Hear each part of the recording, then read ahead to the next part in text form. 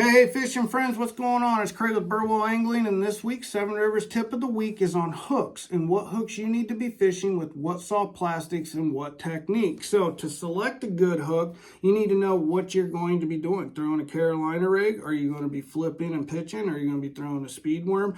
You need to know those answers to select the right hook. So I'm going to give you 4 hooks that I use the Texas rig, and the first one is going to be a regular J hook. This is just your standard flipping hook.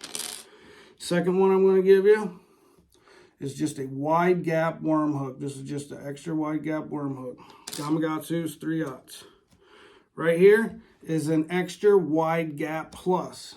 So that means that this, from this point here to this hook point here, it's a wider gap than it's just a little bit bigger than your standard wide gap. And then we're going to do a round bend worm hook, your standard we all grew up fishing. So first and foremost, what are you doing and what soft plastic are you using?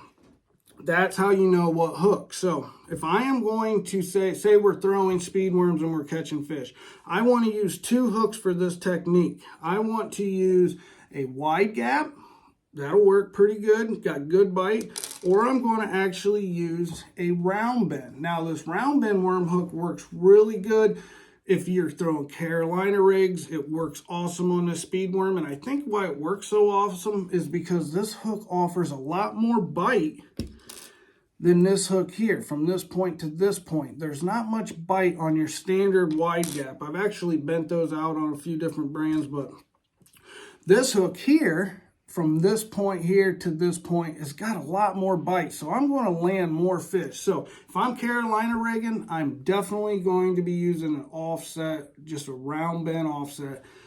If I'm throwing a speed worm, round bend offset. If I'm throwing a fluke or a narrow bait, round bend offset. Now, when do I get away from this?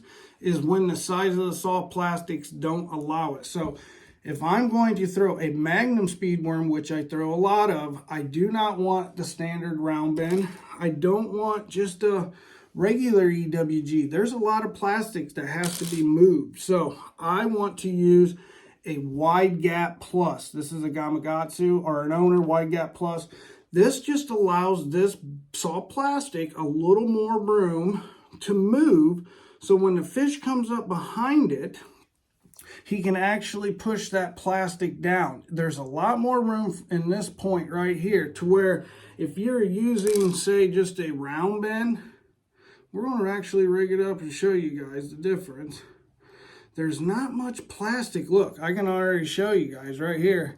That's not going to work. Like, you'll hook a few fish and all that, but I mean, practice for a tournament's good if you're not trying to land them. But other than that, big soft plastics, even this big swim bait right here, this a spark shad. I throw a lot of weightless swim baits, not with the screw lock hook, but just with the regular Texas rig. It allows me to change out baits really quick in the springtime, and I don't want to mess with that screw lock sometimes, but you can see it just allows more room. So extra wide gap plus for your larger soft plastics that you are going to be casting, because this hook is designed to actually, you can flip and pitch with it, but it shines really, really good when you cast it and for those larger soft plastics, and it offers a lot of bite. I catch a lot of fish on this hook. I'd probably say 10 packs in the boat at all times, so catch a lot of fish with this on the bigger soft plastics. Now, we'll get to a fluke style bait right here for your standard EWG. I used to use the regular round bend, but I went to the EWG, just your standard one. And this is probably going to shock you guys, but I probably use the EWG, the standard EWG, less than I do any hook out there. So right here, once again, this hook allows this bait so much more room, or this soft plastic, to be collapsed and pushed in and exposes so much more hook.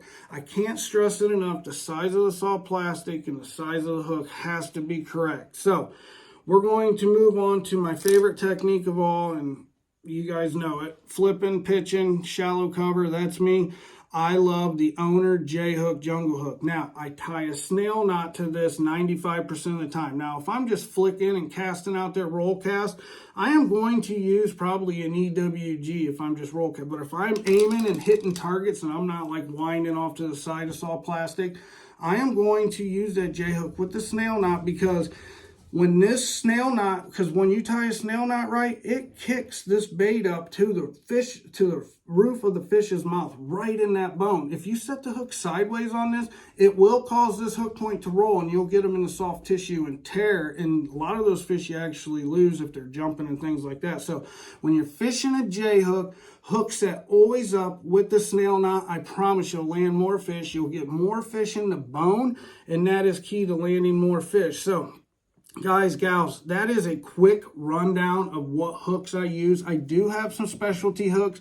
I want to get into that in another video. I will show you one now. It's a Tokar tube hook. Guys, gals, I can't tell you. I've been using this hook for years now, and I have loved it fishing a tube. I mean, I've caught so many fish doing it. Tube fishing, there's a lot of plastic, once again, that needs to be compressed. This big arch in this tube hook allows that to happen. I've seen guys fish EWGs and things like that. I just feel like the hookup ratio is not as good. So if you're a tube angler, definitely check out the Tokar tube hook right here. It's awesome. But guys, gals, those are the 4 hooks I mainly use. A round bend, regular worm hook, a extra wide gap plus, a J hook, and then your standard wide gap. Guys, gals, I appreciate each and every one of you. And if there's something that I didn't cover or something that you would like to see covered, just shoot me a message, leave it in the comments. We'll go from there. But guys, gals, like I always say, I hope all this helps. And until next time, good fishing. I'm out.